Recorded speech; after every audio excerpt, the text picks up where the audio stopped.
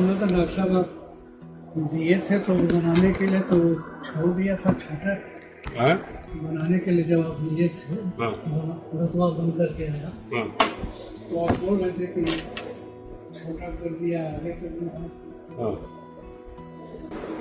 वो बात क्या किया था हमने लैब वाले से तो हम बोलते रहते हैं, कम बेसी कुछ भी बोलते रहते हैं। इसका ये मतलब नहीं है कि वो आपके लिए सुटेबल है। वो मेरे लैब से और मेरे संबंध की बात है।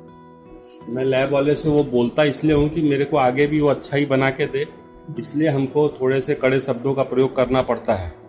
उसका ये मतलब नहीं है कि वो आपके फायदे की बात है, वो मेरा और उसका संबंध की बात है, वो अलग बात है।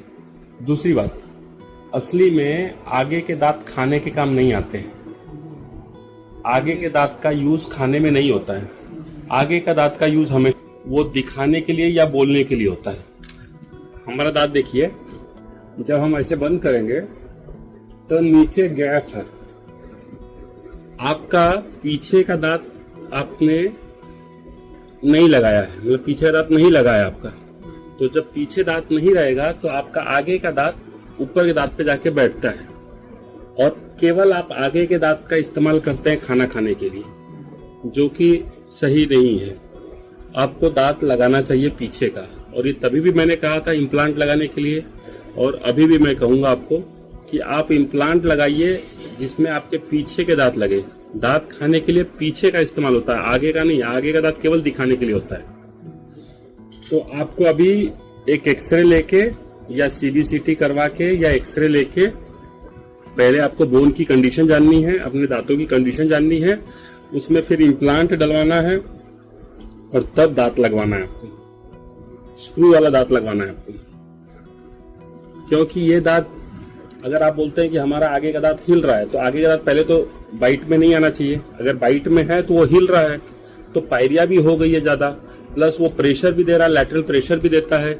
इस वजह से वो दांत हिल रहा है, क्योंकि आप उसी से खाना खाते थे, इसीलिए हिल रहा है। तो अब उसको निकाल के, जो हिलता हुआ दांत है उसको निकाल के बोन का सपोर्ट लेके इम्प्लांट लगा देंगे हम, आपका दांत फिक्स हो जाएगा।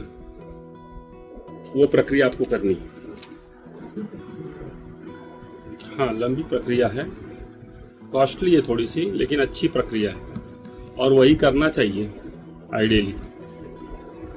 काम नहीं आता, अगर उस दांत से हम खाएंगे तो वो खराब हो जाएगा। पीछे के दांत से आप आराम से खा सकते हैं, पीछे दांत लगाएंगे तो खा सकते हैं। इम्प्लांट सबसे बेस्ट और सुटेबल ट्रीटमेंट है आपके लिए। नहीं, मैं तो साफ साफ कह रहा हूँ, आप नकली दांत लगा के ये वाला, इससे नहीं खा पाएंगे, आपको तो करना पड़ेगा। आगे के दांत है ना आपके, आगे के दांत से आप नहीं खा सकते, आपको हमेशा पीछे के दांत लगाने ही पड़ेंगे। जब तक के हाँ, तो लग जाएगा ना, वो सब दांत लग जाएगा। वो स्क्रू से लगाया जाता है, इम्प्लांट डाल के लगाएंगे आपका दांत हम। वो एडवांस पद्धति है दांत लगाने की, अच्छी पद्धति है, टेस्टेड पद्धति है। आप प्लान करिए तो फिर हम आगे का प्रोसीजर करें। मेरे पास जो है पूरा सॉफ्टवेयर में एंट्री रहता है ऑनलाइन। अभी मैंने मोबाइल में जैसे ही डाला तो वो आ गया।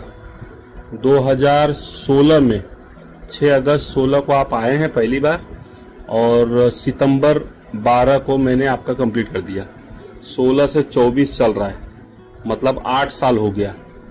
8 साल में आपने वो ब्रिज से, वो भी आगे के ब्रिज से खाली खाना खाया आपने।